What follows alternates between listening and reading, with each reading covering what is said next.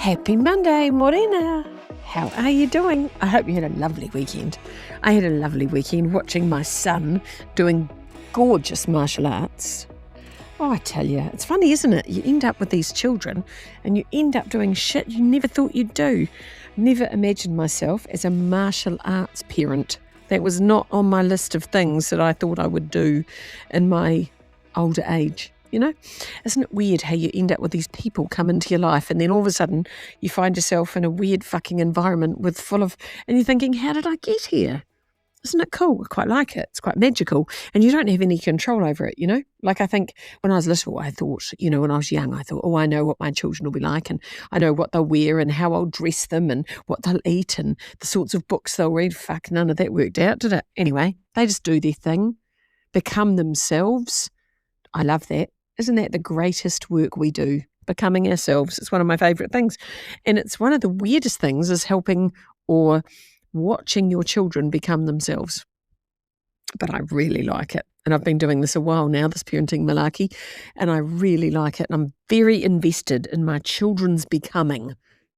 What they're becoming. I don't want to control it. I worked out a long time ago that wasn't going to happen. But anyway, I spent a whole weekend in Auckland at the New Zealand Taekwondo Nationals and it was lovely, full of all these bloody hardworking, talented, amazing people and then all these hardworking, amazing, generous and dedicated parents. It was cool. I liked it. Anyway, and we're building up to the World Champs, which is a very fucking big deal, but that's another story. Now, I'm sitting having my meeting. Did you know, I suddenly went, it's not that many days left. What has happened to the year? How did we get to nearly September? Like the daffodils are here, have you seen? And the lambs. And I'm thinking, shit. And I worked it out. I just did some counting for you. We're 129 days till the end of the year. 129 days. Now, 121 days, 0.6, is a third of the year. So we're at 2/3 in. What about that? 2/3 of the way in.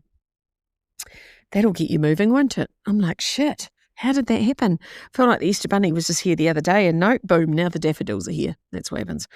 So what's happening? I'm looking at my calendar and do you know what I'm doing this week? I'm pretty excited because I'm preparing to do nothing. I've got a busy week. But I'm preparing for a weekend of rest. So lots of meetings today, lots of organising for the, getting the work sorted for the rest of the 129 days. That's a big job today. And then tomorrow's appointment day. As you get older, you have so many fucking appointments, I tell you. So I've got new glasses, new hearing aids, I tell you, all the things. I've got all the stuff. The amount of shit that I stick on the top of my ears now. And when I got my new glasses, I didn't check. And the little handles that sit on your ears, mine are thicker and they clash with the hearing aids and now I need my ears extended. So anyway, I've got, I'm picking up new lenses for the glasses, got new batteries in the hearing aids, got new hearing aids. Oh, I tell you, the seeing and the sighting. So that's important. You've got to be able to see and you've got to be able to hear. I always bang on about hearing aids. Go get some. They're amazing. I've had mine for fucking ages and I love them. And then Wednesdays, more meetings and more mentoring and more worky stuff. I'll just be in the office preparing myself.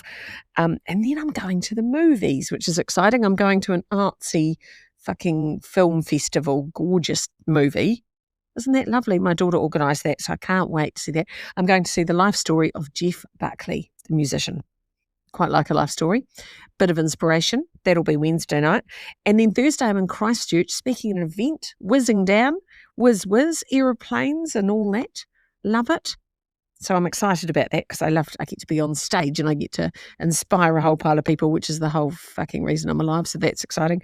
And then I'm going to whiz home, whip up some dal, fill my car with cushions, fill my car with blankets, and then I'm off for a rest weekend. I've got a friend who's been having a very hectic time and we've been swapping notes and we're going off for a self-care weekend. Isn't that exciting?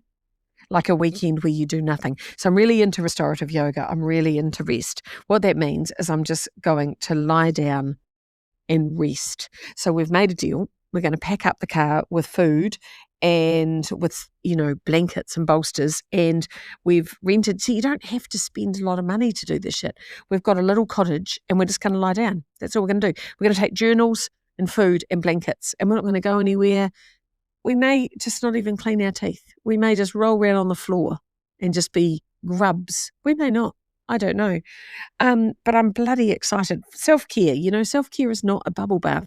Self-care is sometimes putting yourself first, like making important decisions and standing up to people and saying, I'm going to go away because on the other side of this weekend, I'll be better. And I'm sick of everyone else being a priority in my life. And I'm going to give myself a couple of days where I'm the priority, where I'm going to do whatever I want and just deeply rest. How good is that? I was thinking about the fact that convicted criminals get time off for good behaviour. So why don't we? Why don't we get time off for good behaviour? I've been very good lately. I deserve all the time off. So how nice is that? Now, my yoga teacher, Neil, he always shared this beautiful quote with me that I really like. It's a Spanish proverb of how wonderful is it to rest and then do nothing afterwards.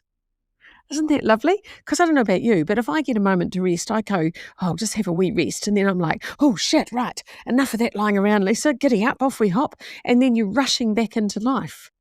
And I'm like, what if we just rested? It's so counter kind of cultural, isn't it? It's not normal for us to want to rest. And we think, when you rest, you go, oh my God, I'm so lazy. I've been lying here all day doing nothing. And it's a bad thing. When did doing nothing become a bad thing? So I think sometimes you've got to make dedicated time to do nothing. Now, if you're not good at, when I wasn't good at this, I had to learn. And I took myself off and I learnt at retreats and things. But I tell you how to start. Just give yourself an hour and go, I'm going to do nothing. For 1 hour, I'm going to do nothing. Make a cup of tea, get a blanket. Don't put the telly on. Just do nothing. Just lie on the floor. Just lie there. It'll be really hard in the beginning because your brain's going, oh, shit, you forgot to hang the washing out. Oh, I knew you shouldn't have done that. Oh, you forgot to buy the cat food. What have you done? Your head will go mental. But you just get better and better at it. You might fall asleep. I set an alarm. I give myself a deadline and then I set an alarm because then I don't have to be worried about, oh, I can't go to sleep because what if I nod off? So I just set a very loud alarm right next to my head, which isn't helpful because you wake up with a start. But anyway, that's what you need to do. Give yourself blocks of time to do nothing. You'll be so much better on the other side of it. You'll think better. You'll come up with better ideas. You'll be calmer. It is weird in the beginning, I'm not going to lie, but it's a really good thing to do. And maybe you could do that. Maybe not the whole weekend.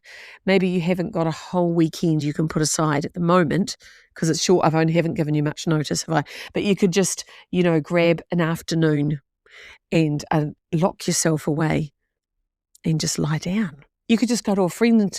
If you've got a friend who's going away, go to her house. It doesn't have to be something you spend heaps of money on.